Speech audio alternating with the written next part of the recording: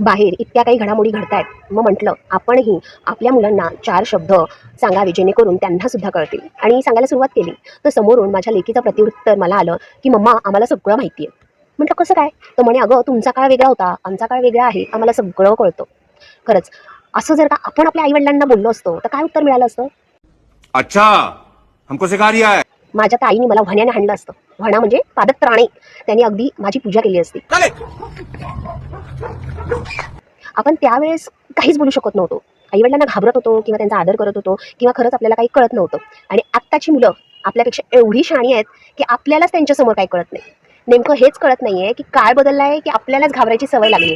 आपण आपल्या आईवडिलांनाही घाबरत होतो आणि आता आपण आपल्या मुलांनाही घाबरतो. सब कुछ सीखा हमने ना सीखी होशियारी, सच है दुनिया वालों के हम है अनाड़ी.